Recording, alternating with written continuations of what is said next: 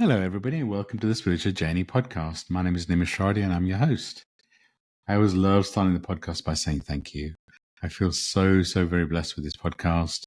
It's getting to people that I couldn't even dream of, and my objective was really to simplify spirituality and to guide people on their journey. And clearly, with the messages I get on a weekly basis, it's hitting the right audience. So thank you for all the people that have supported, listened, all the amazing guests I've had. I feel very blessed, so thank you. I am an Akashic record reader, an Akashic trainer, podcast host, podcast creator, as well as a spiritual coach and mentor. And I love what I get to do. I get to guide people to truly be their authentic selves.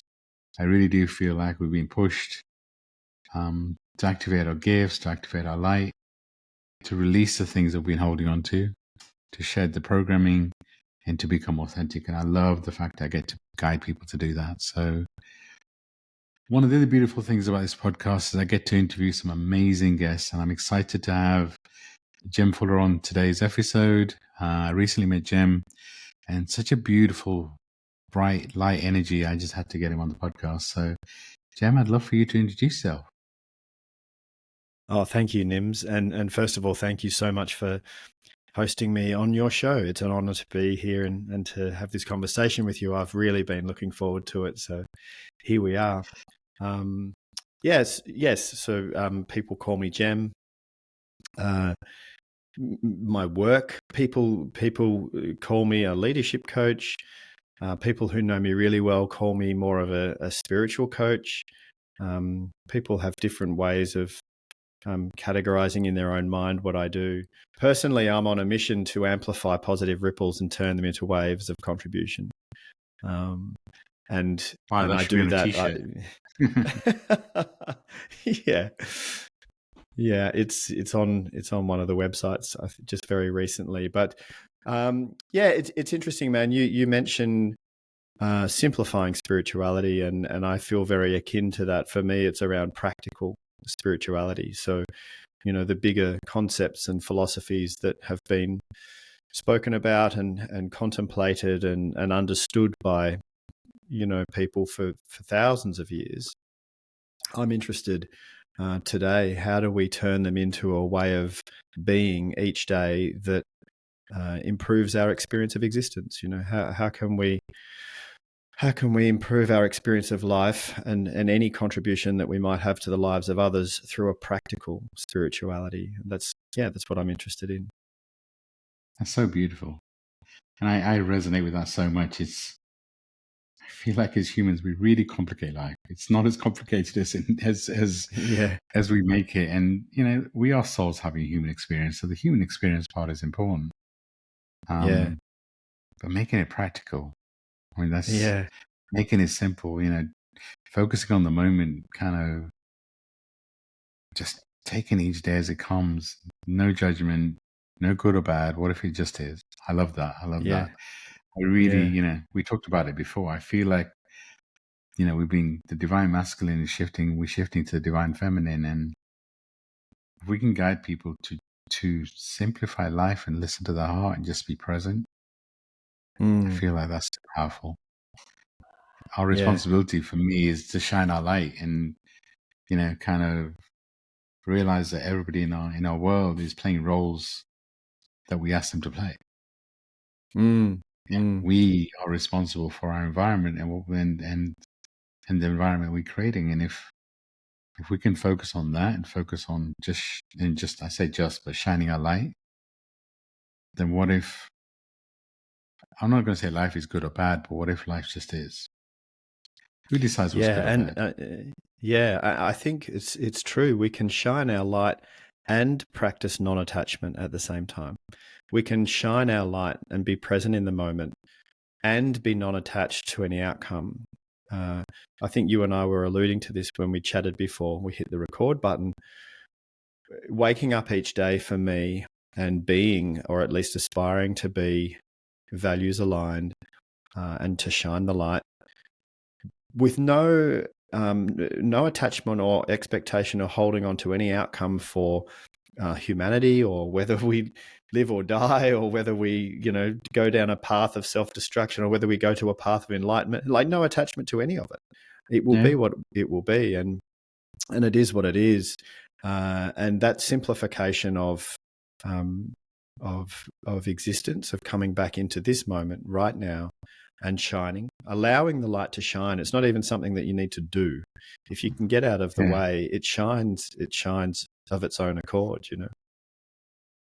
So, so beautiful. And it reminds me, kind of, I mentioned my mentor to you before. She's Sidra Jeffrey. She's no longer in this realm. She guides me, but her vision was of life was always people matter more than things, where forgiveness is more important than righteousness, where love is the basis of all conversation, where friendships move people from victim to victor.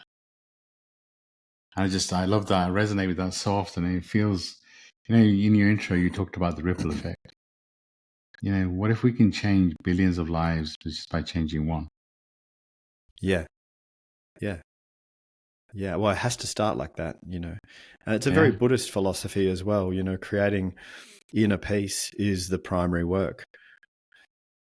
You can only be so effective in helping others. Yeah.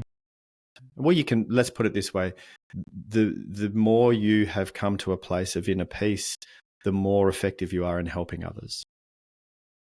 So beautiful. And, it is an interesting journey, right? And because I'll always say my purpose every day is anyone I connect with is to leave them better than I found them. So if this episode reaches one person and it kind of affects them in some kind of way, I've achieved my purpose for the day. Yeah. But that means I can do a podcast. It means I can do mentorship. I can read Akashic Records. I can do public speaking. I can do whatever I want because I just want to shine my light. And my purpose is to anyone I connect with energetically, the better than I found them. It means I don't even need to talk to them. I can just send them my love. If they receive it or not, that's not on me, right? Yeah. Hey, on a personal note, after we first met, when we first met, I said to you, "Wow, I love you. I love you, your energy." And I also said to you, "I love your voice. You have a really magical voice." I didn't know this at the time. After we first met, then I went and listened to some episodes of your podcast, and I heard your story about, the story of your journey through this lifetime and your voice and the transformation from when you were younger, when you were little, to now. And I thought that was quite remarkable. So yeah, that was a lovely story. Yeah. And isn't it interesting? It's like what we go through as children is part of our lesson, right? I mean, just to quickly share, growing up, I didn't have a voice, right? I was one of 9. We were refugees. I was only 3 years old when we came to the UK. I was one of the youngest. So we didn't know the language. We were trying to find our space, and I didn't really have a voice. I grew up in a loving environment, but just generally there was 9 of us, right? 4 brothers, 4 sisters, and parents. So everybody was trying to find their space. And through my journey, it is interesting. It's ironic that my voice is my gift and is one of my gifts. So, and I got the message to start this podcast through that. So thank you for recognizing. I appreciate it. So Jem, we talked about the current energy and kind of what's happening. What are you seeing in the world? What's your take on the people you're working with and just general feeling? We talked a lot about, kind of the shift that's happening, and what are you seeing? What are you feeling? I believe that everything is happening, and then I choose to focus. So I'm aware of, the dysfunctions of humanity, but I don't focus on them. I focus on the positive aspects of humanity. I meet wonderful people doing amazing things. I choose to focus on that. I don't spend much time on social media other than sharing. But if you were to scroll through my social media feeds, it's all positive news. It's all wonderful stuff that people are doing. And it's the algorithms in social media world are a software version of what happens in the quantum world, right? So what we focus on tends to show up more.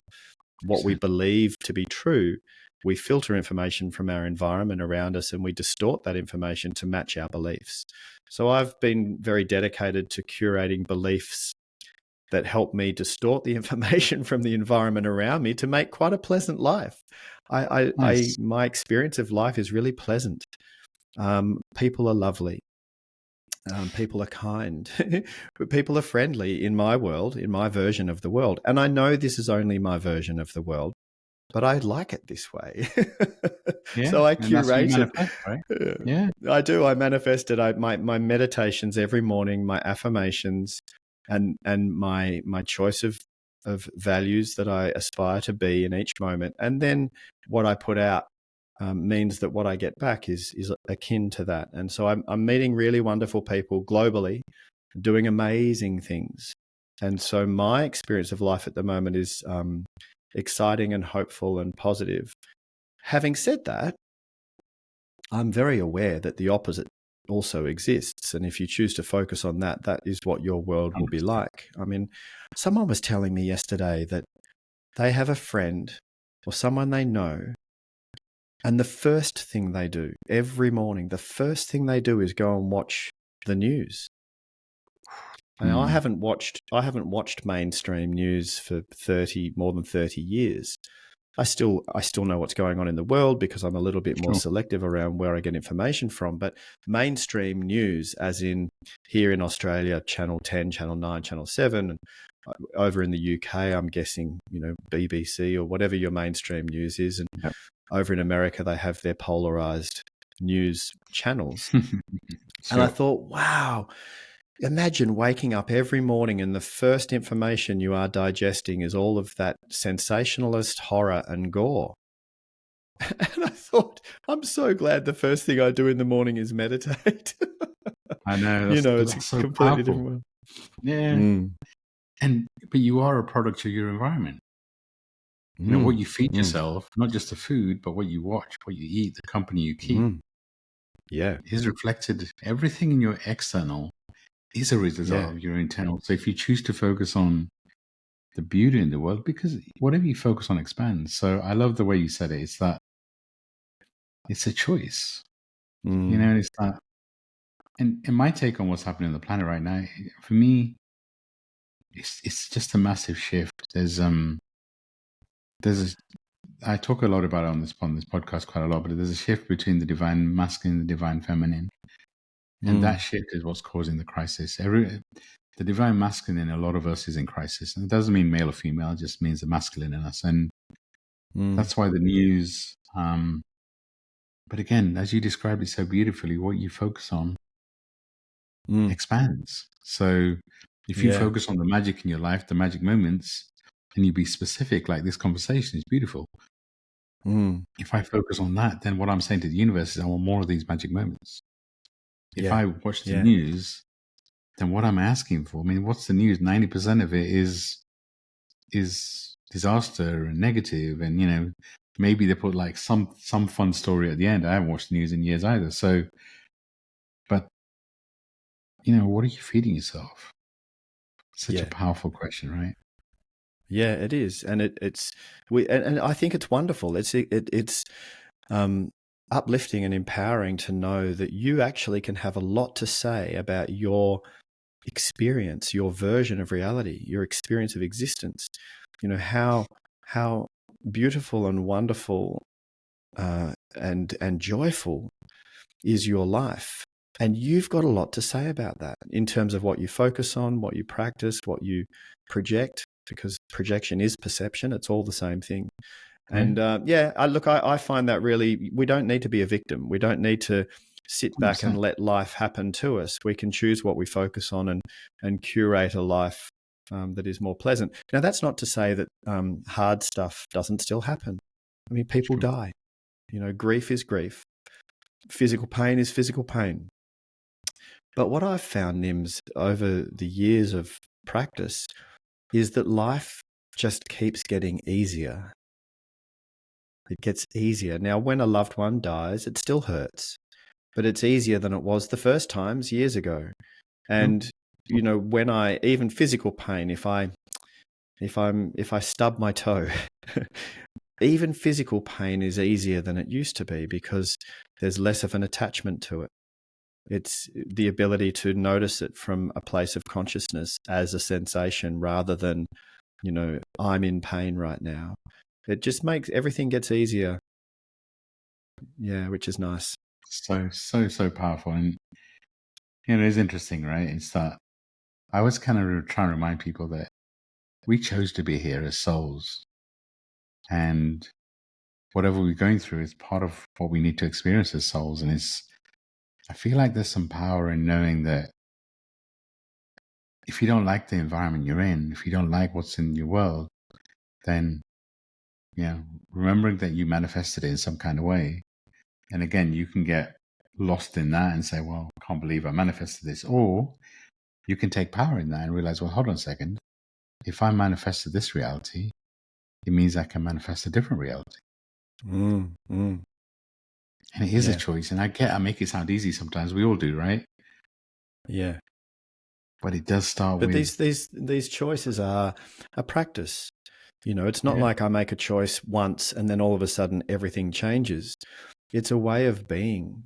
It's a yeah, daily practice. It's like if someone discovered yoga and yoga was good for them, and they enjoyed doing yoga, you don't get good at doing yoga and then go, oh, okay, I can stop now. I've got the benefits. Yoga is a practice. You keep doing it. It's like yeah, meditation for me.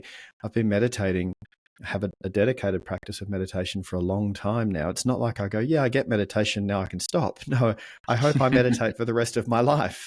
yeah. You know, I'm it's sure it's a you it's a will. way of being, and so choosing, you know, choosing what you focus on, or choosing to understand that I manifested my life to what it is now. And for a lot of people, in a kind of whoops a daisy way, like, oh, whoops a daisy, here I am. And I didn't even realize that I was subconsciously manifesting all of this. And now that I'm aware that it's a conscious thing, it's not like I just get it and go, oh, okay, right.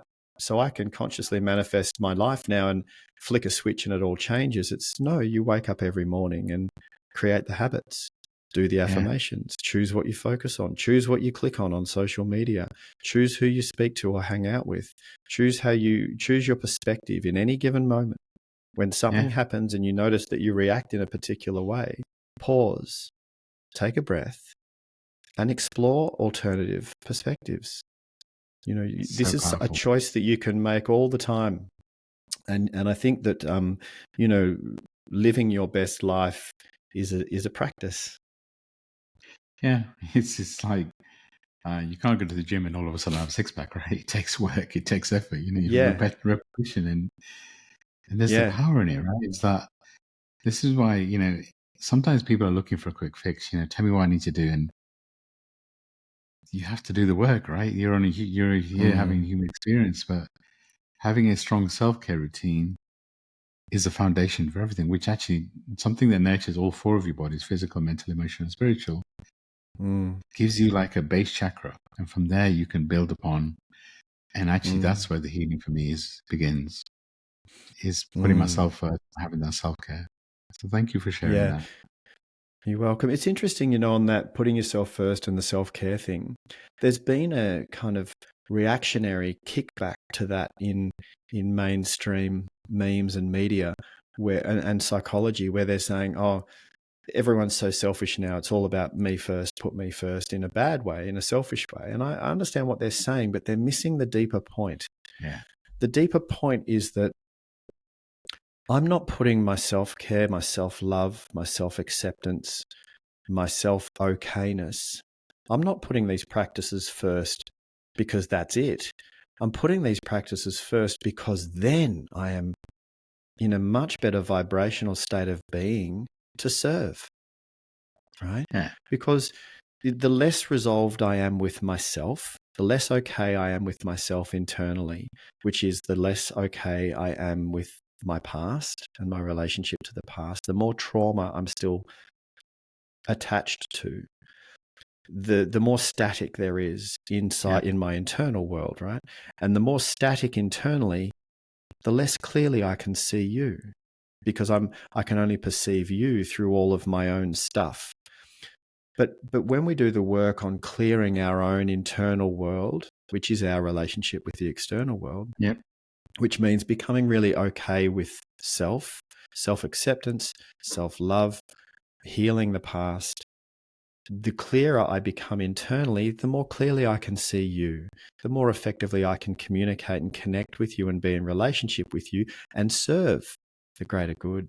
So this whole idea that you were saying about self-care comes first, it has to, but it's not Yeah. just because it's selfish. It's because then you are more effective in your part as a part of the greater system. Yeah, I resonate with that so much. And the way I talk about it is, what if it's selfish not putting you first? Because you dim your light, you don't shine your light as bright. So what if we twist it around and realize that actually prioritizing everybody else, and that's kind of what we're programmed to do. But what if that's selfish? Because what you're doing is you're dimming your light. It means that you can't shine your light as bright as you can, and you're not being there for everyone around you. And just what if we can change the definition? What if we can kind of put it on its head and just appreciate that actually it is selfish when you don't put you first. Yeah. And if you, Yeah. you think about it, what example are you setting to others when you put you first? Yeah. Yeah, that's right. Yeah, this is something that Buddha and Buddhism, I think, really understood and understands. You know, I mean, you look at the Dalai Lama. The Dalai Lama, as a Buddhist, has had a practice throughout his life, and he's an example of other people who practice in this way, whether they're Buddhist or not, but of curating an inner peace. Now, that doesn't mean that he doesn't positively affect other people. He positively affects hundreds of millions of people around the world, you know, and I know that he is a figurehead and a spokesperson for a particular way of being, but the inner peace curation comes first. Very true. It's so true. So I love your energy. I mean, you see this, you clearly have a really calm base, and it's kind of like, I'm sure people feel that. And I'd love for you to share more about your journey, kind of, how do you get to this space of, for me, it's just being very present, being in the moment. Can you tell us a bit more about your journey? Yeah, I mean, if I pick out some of the parts of the journey that helped to shape me into being who I am today, you know, and there's very typical stuff that we all go through, you know. As a young kid, I was a reaction to my father. I loved my father, deeply loved my father, but also I was repelled by some of the ways that he was. And that wasn't his fault. He was just being him. But as a kid, I was, you know, I really didn't want to be him. And he grew up in Leeds in Yorkshire in England, and then moved to Australia with my mum. And I was actually born in Holland, and then England, and then Australia. And yeah, I was a reaction to him, and he was conservative. He was a good man, you know. He went to church, and he was on the church council, and he was on Rotary, and he did a lot of good for the community. And if you asked people who knew him, they loved him. But he was also a very strict father, and so I reacted and became a bit of a punk rebel as a teenager. You know, piercing my ears and wearing punk clothes, and then when I finished school, I just ran as far away as I could, which from Australia was London, and did that Aussie thing back in the late 80s and early 90s. As you do. As you do. And then I just became addicted to travel. And so from my late teens all the way through my 20s and into my early 30s, I was either in some far off exotic place, or I was earning money somewhere to try and get into more far off places. And with the benefit of hindsight, I look back now and understand that I was specifically attracted to places that were very different to where I grew up. I wasn't interested in spending much time in London because it was very similar to Melbourne, Australia. I was in London to earn money, but not because I was experiencing the culture so much, or I wasn't attracted to going to America because it was very much like Australian culture. I was much more interested in, you know, the Indian subcontinent and, you know, India, Pakistan, China, Tibet, all through Southeast Asia, you know, Thailand, Laos, places like this, Indonesia, the Middle East, places that were very different to where I grew up. And I look back now again, having had time to contemplate these journeys, because for extended periods of time, I was just wandering around with a backpack. And I used to pride myself on being a traveler, not a tourist. And for me, the differentiating factor was a tourist would turn up somewhere for a couple of days, take photos of the main iconic things, and then leave. Whereas I would show up somewhere, I didn't have a camera, I would show up somewhere and live there for a few months. And I would buy my vegetables from the market, and I would learn how to cook local food and learn a few words in the local language. And I was really interested in understanding the culture and connecting with the people there, across the language barriers, across the religious and spiritual barriers, across these divides of difference. I was really fascinated in being a bridge over the divides, and I did that for more than a decade. Through that time, which kind of comes back to answering your question, through that time, I was always very contemplative. And the years I spent in the Indian subcontinent, I was mainly barefoot. I had long dreadlocks. I was typical kind of hippie, but I was really fascinated. I became very introspective and spent a lot of time alone in meditation and contemplation, just asking the biggest questions about life and my part of it, and also learning from many, many different teachers. I was never into having a guru per se, because I didn't ever want to restrict myself to just one person's idea of how to be. So I would learn from many, many different teachers. But, learning how to meditate and contemplate and practice affirmations and that sort of stuff all happened in my 20s. So I was exposed to that kind of stuff. Then I came home back to Australia, fell in love. We kept traveling for a bit. Then I became a dad, and I was like, oh, wow. Now I'm in my early 30s and I'm a father and I've got children and I've got to provide for these kids. And I've just been basically a bum traveling around the world with no career. I had no career. I had no qualifications. I'd been to a lot of countries, but I was in my early 30s and I thought, wow, I've got to provide for these kids. So I went and got a job with an international travel company, and I ended up in a suit and tie. And I ended up in senior corporate leadership. And I also ended up getting lost in that world. I lost my connection to my own sense of integrity and authenticity and values. And I got caught up in this world of making money and trying to make money. And my intentions were noble. I was trying to provide for my family, but I did get lost in that world. And I was drinking way too much booze, and I was working way too hard and partying way too hard and flying around the world to conferences in Vegas and Europe. And that whirlwind, that corporate whirlwind, which looking back now is bizarre to think I ended up there because I didn't start there. And then, interesting, right? Then I had the midlife. Then I had the midlife. People call it a midlife crisis. For me, it was a midlife awakening, but I had to hit rock bottom. So in my early 40s, I got kicked out. I lost my job, lost my marriage, lost my house, lost all my belongings. I lost everything except my two sons, who I kept week on, week off. And I had $100,000 of debt to my two kids, a guitar and a surfboard, and that was it. And that was in my early 40s. So I started all over again. And that launched me into this chapter, which is for the last 12 years, I've been working as a coach and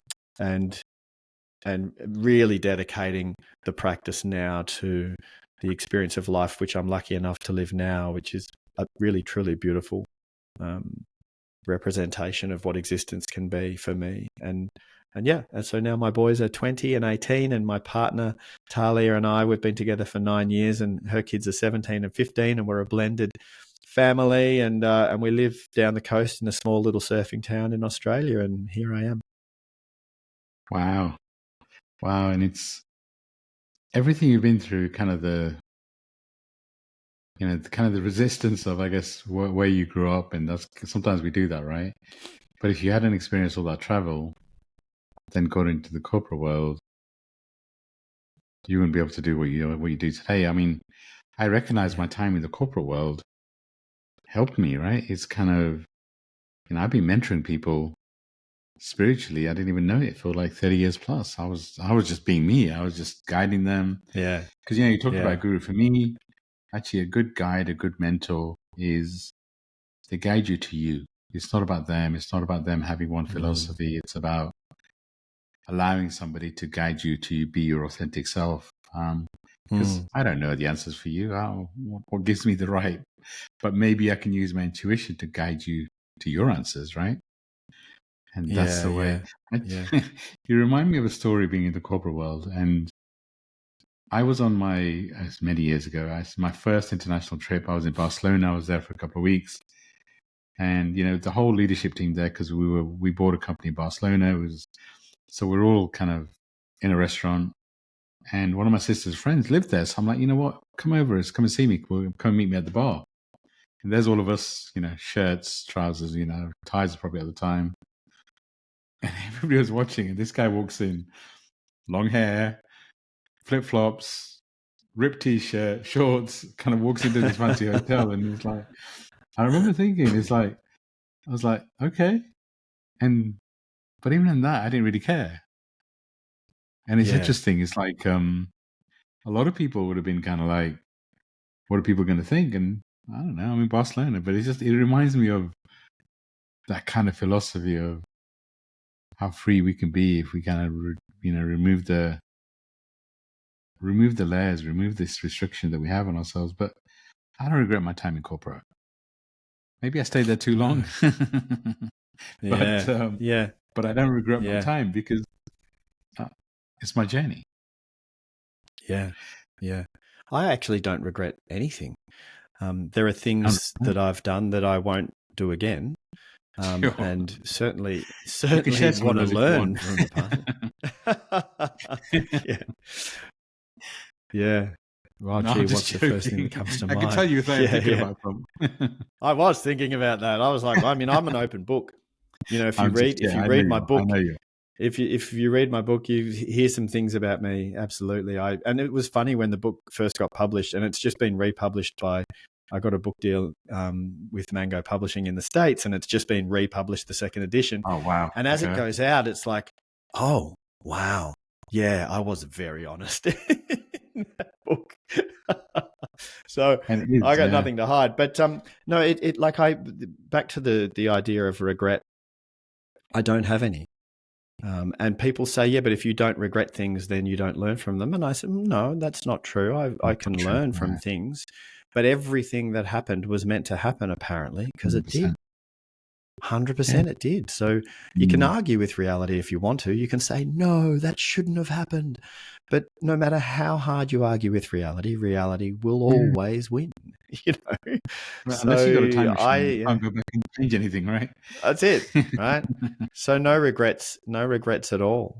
Yeah, it's all part of getting us to this moment. And apparently we are exactly where we're supposed to be right now, apparently, I because agree. here we I are. say that all the time. We are Mm. exactly where we're meant to be and nothing is missing. Yeah, that's right. Yeah. Yeah. And So, everything that happened, every little tiny ingredient that went into making the perfect brew that is you now, everything was exactly to the right, yeah. part that it should be, apparently, because it was. And that's, I mean, if that's your truth, I don't have any regrets either. I mean, I joke about being in the corporate world too long and all that. It is what it is, right? Yeah. I guess the way I look at it is learnings. I Learnings. look at, Yeah, that's okay, right. so what did I learn from that experience? Because it's really interesting when you go into destiny and free will. I actually believe a lot of the things, a lot of the bigger experiences, a lot of the soul contracts, a lot of kind of where we end up is part of our destiny, and nothing's missing. Yeah. And Yeah. maybe free will is how long you stay in certain situations. Kind of how quickly. I always say, pain is inevitable, suffering is optional. So sometimes how Yeah. long you stay in certain situations, how long you choose to suffer. And again, no right, Yeah. wrong, because time is a human concept.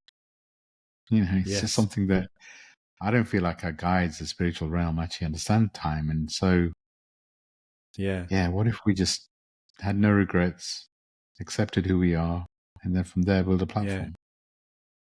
Yeah. Yeah. Yeah. Yeah. I agree.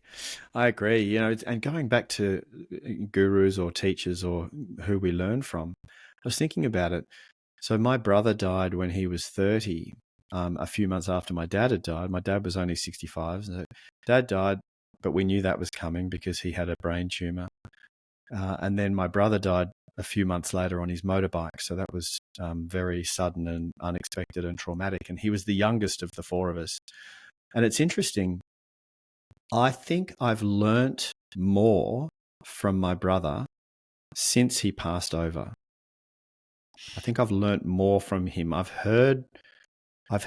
been guided to more wisdom from him since he passed over into the quantum field. So it's interesting who our teachers or gurus can be. 100%.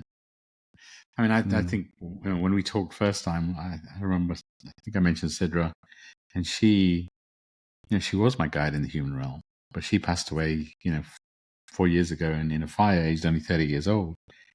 And she's continues to expand me, continues to teach me that in only ways that she could, and she can. So this podcast was started through her voice, right? I learned how to read Akashic records through her being one of my guys and pushing me to do it. And we talked a little bit about your brother before. I do feel like he's one of your guides. Yeah, I do too. How does that feel to you? Yeah. Oh, it feels lovely and reassuring, and it feels like it provides access for me to a wisdom that exists already as a part of the greater system, and it's like a portal for me to access that wisdom, which is not mine. It's not. I don't feel like I'm wise per se. I feel like I have access to wisdom, and through him, he's one of the portals for me. So yeah, it's beautiful. I resonate so much with what you say. Sometimes I think I'm talking to myself, because it's true. I mean, whatever I say isn't mine. It's comes from somewhere. I see it as universal truth. So wherever it comes from, I don't care. I just, if it feels right to me, I'll share it. It's just, but it's really interesting how, a lot of people kind of focus on what's my gifts, what's my purpose, what if it's not that complicated? What if you are the gift? And what if, your ability to channel wherever is where you get your truth from? Does it really matter? Yeah. So I think that to help people, so if anyone's listening to this and they're thinking, how do I access that? If there was one practice that you started with, I call it the practice of self-okayness.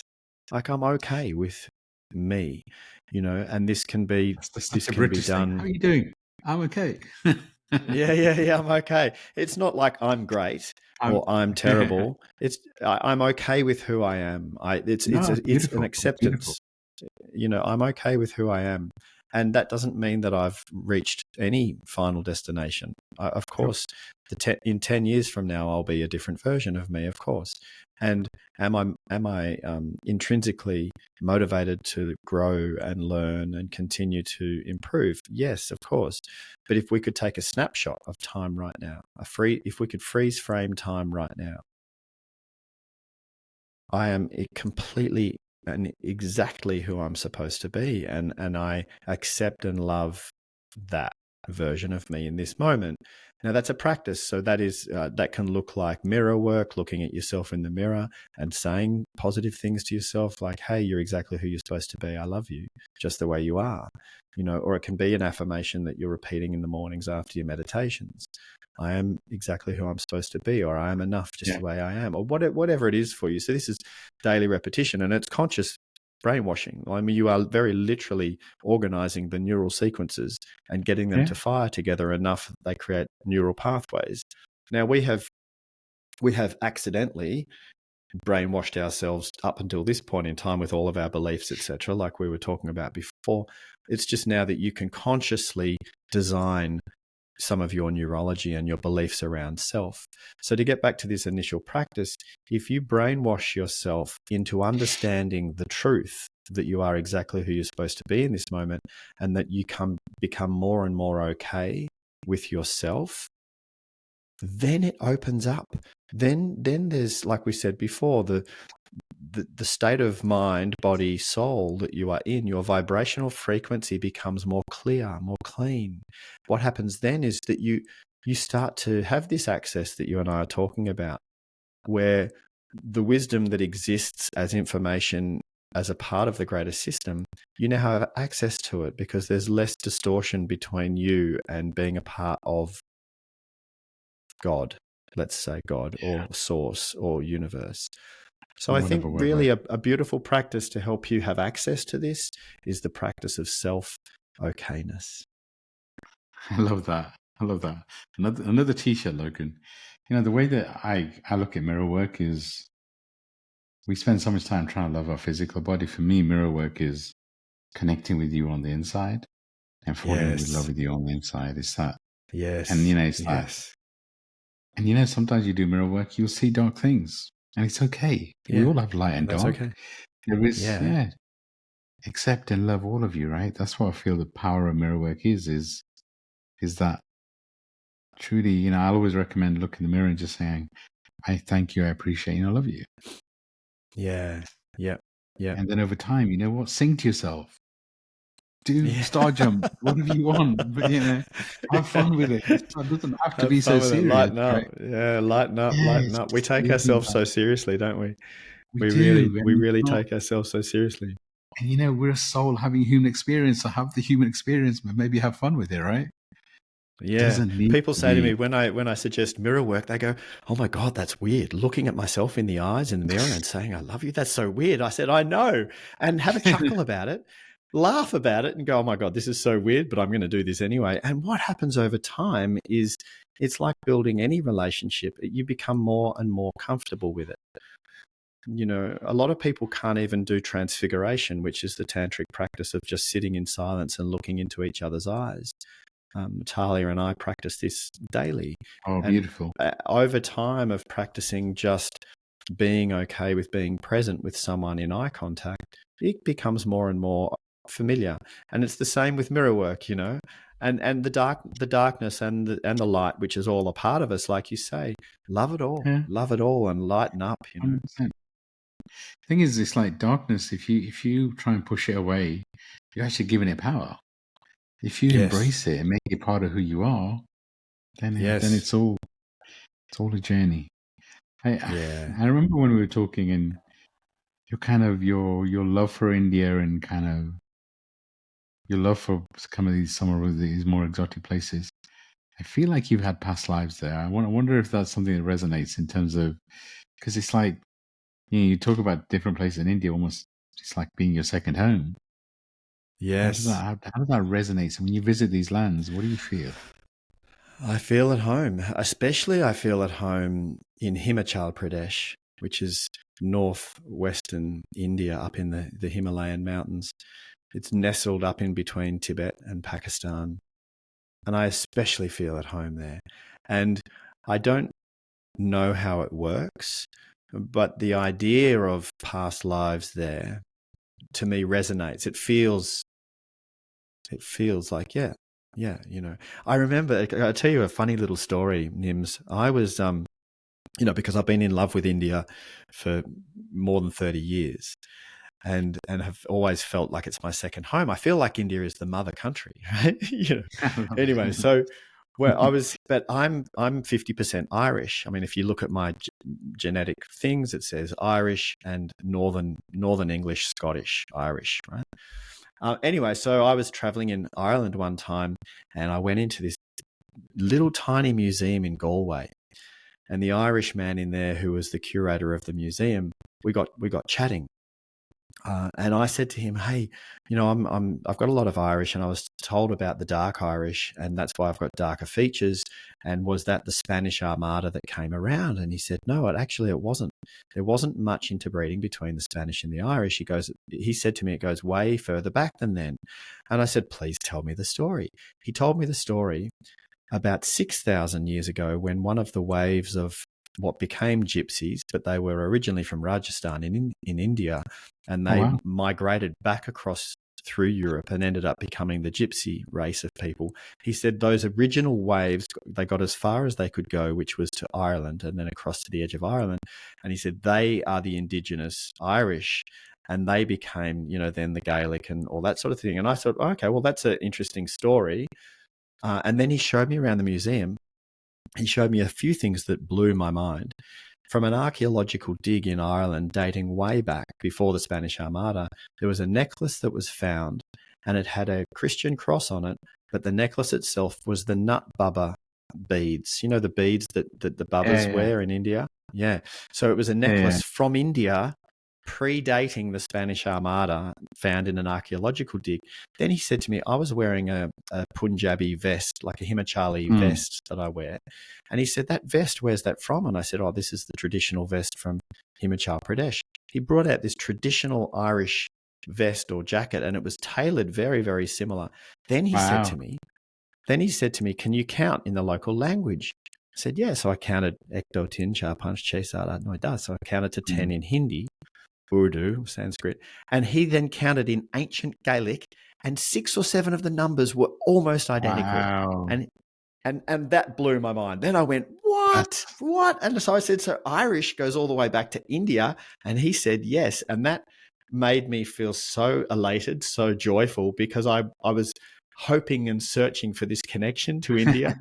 And that just made me feel so good. And then I went back to some friends later that day, and they'd been out, and they said, we got you a gift, and it's a traditional Irish instrument, and it was the little wooden egg with beads inside, like a shaker, a little egg shaker. And they said, it's a traditional Irish instrument, here you go. They gave me this thing. I looked on the bottom of it. It said made in India. Made in India. I love it. it. You know, I didn't know that. That's really cool. That's actually really, really cool. I've been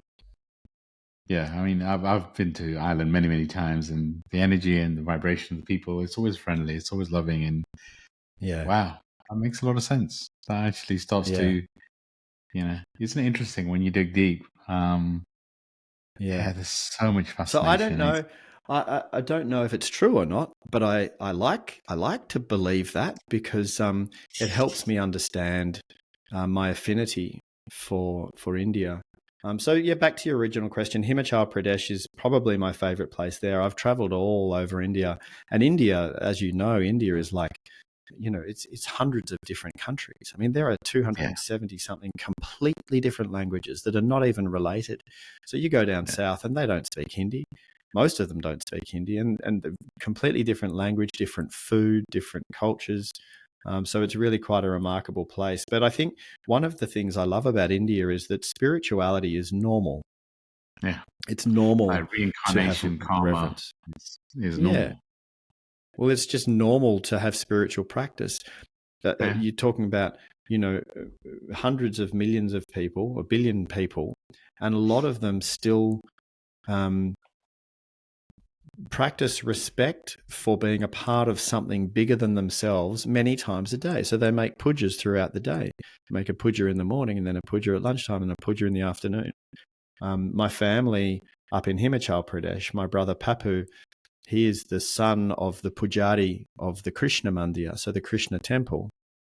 And they trace their father-son lineage back pre-recorded history, And so my brother Papu is the next in line to be the priest of the temple. Now, I'm personally not religious. I'm very spiritual, but I'm not religious. My brother is a devout Krishna, priest of Krishna.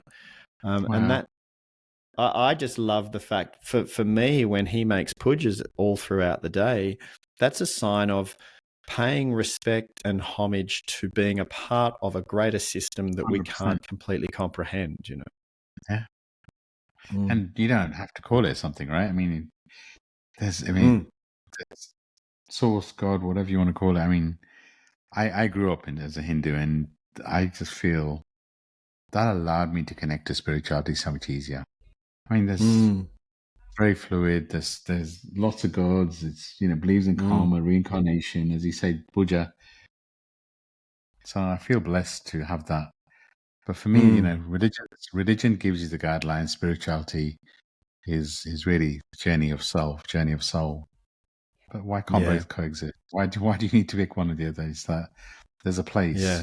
But as long as you realize that your journey is your journey, and your programming and becoming authentic is part of why you're here.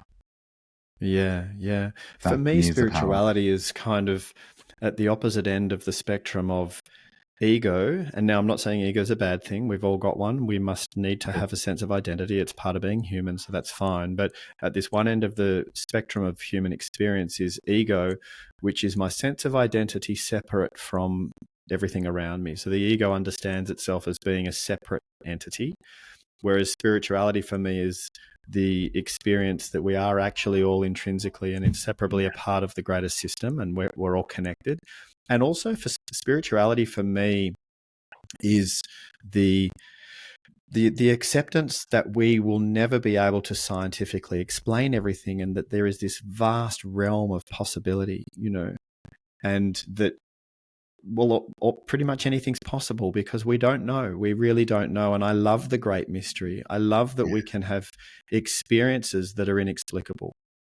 So And I hope we never figure it all out because, and I don't think we can ever figure it all out, because the minute we try and quantify or explain something, we are basing it down to human language, human thought patterns, and human understandings. And we're trying to explain something that is way, way, way bigger than we can even comprehend. 100%. So it's just not possible, Yeah, that's why Sidra always used to say to me, the words "I know" are the most dangerous.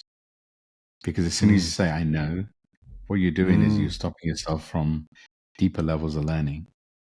And for me, I'm always going to be a student, which means that anything that happens to me, I'm going to try and be curious about it because, wait, hold on, there's something more to learn. I'm a student. Now there's more. The day I stop learning, the day I stop being a student is actually the day I feel I'm probably going to leave this realm, right? Because there's always going to be ways to expand. And ego, for me, ego stands for EGO, Earth Guide Only. It's needed. Oh, yeah, I like it. Yeah, it's needed, right? And it's part of who you are. But, ego wants to keep you safe. Sometimes you just got to talk to your ego and say, you know what? I don't need to be kept safe. I'm good. Yeah. Do you know what I say to my ego? When my ego's jumping in and trying to, I look to my left and look to my right and I say, hey, ego, there's no lion coming to eat us. We're safe. We're good right now, Yeah. Yeah, I love it. Yeah. And, having humor with your ego, naming your ego, having a fun. Why not, right? I have Jem, a conversation in my head where, sorry. No, go on. I was just going to say, I have this conversation in my head when my ego's firing up and trying to drive the bus.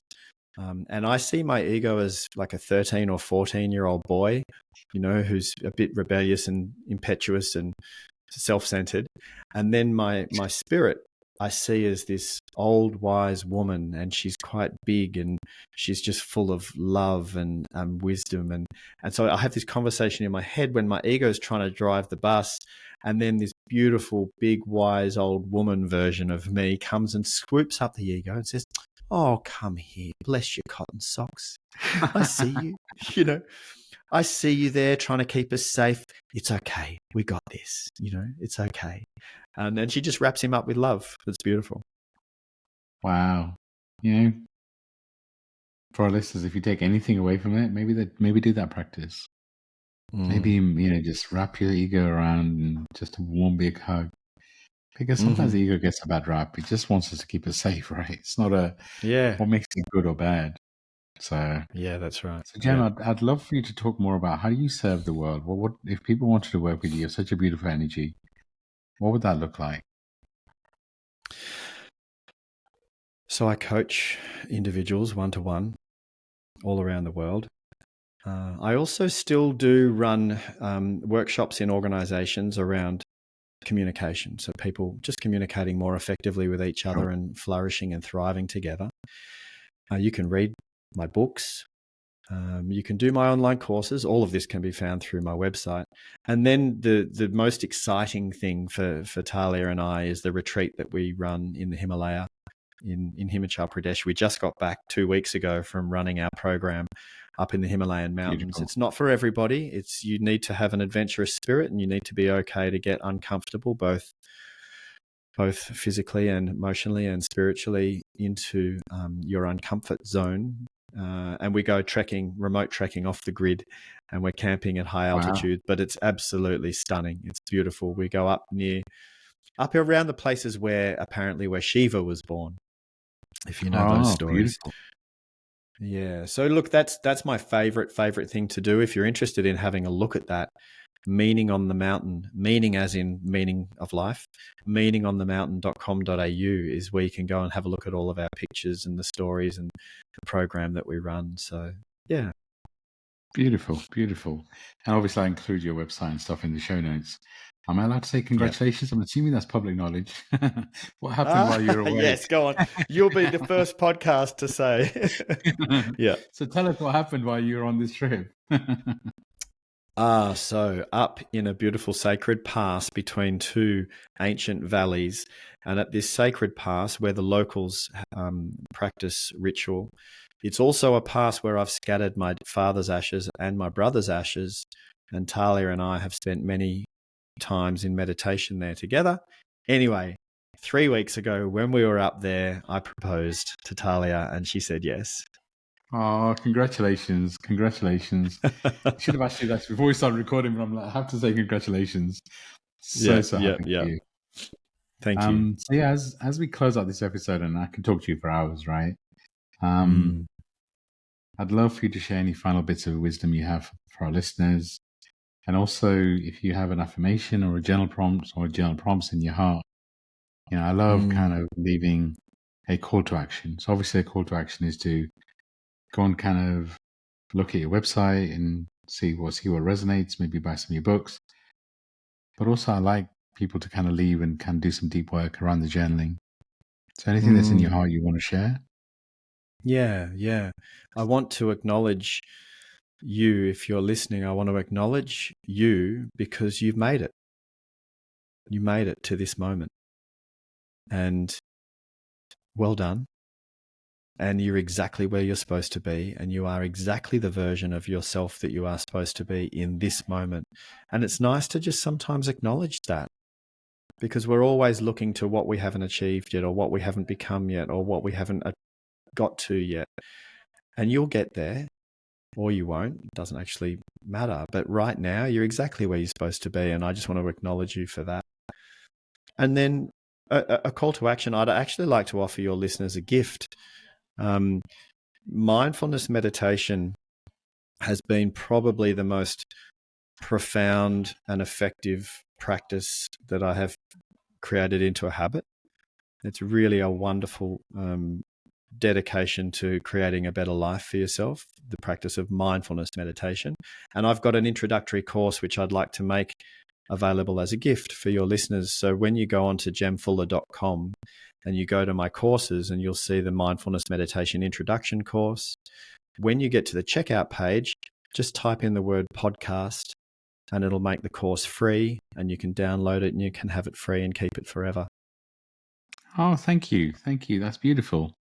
Thank you. I really appreciate that. That's powerful. And mindfulness, being present, meditation, there's so much power in it. It's just, for me, it's everyone talks about quieting the mind. Yes, it's about quieting the mind, but it's more about listening to your heart and soul and finding that. So thank you for that. I really do appreciate it. Welcome. Thank you for being on this podcast. Yeah, like I said, we could talk for hours. I resonate so much with what you say. So, and yeah, thank you for agreeing. If anybody, anything you said resonates, please do go and visit Jem's website and, follow him. I'm sure he's going to continue to do amazing things. And if anything I said resonate, reach out. I'll include my website. It has everything I do. I always love closing out by just sending love, sun, love, and light. And if you have any feedback on this podcast, please do let us know. And as you're on this journey, be present. Be proud of who you are. Love yourself in this present moment. You got here. We've been through so many shifts this year. It's been such an interesting, challenging year, but you did it. I love that. It's such a beautiful way to end. So, Jem, I'm going to hand over to you to close us out. Nims, thank you once again for having me on your show. And universe, much gratitude for introducing me to Nims. Probably we've met many times in many ways over eons of time, but in this lifetime, at least in this body, it's been really lovely to meet you, and I'm looking forward to our friendship. So am I. Thank you, thank you, thank you. Sunny love and light out. Bye for now.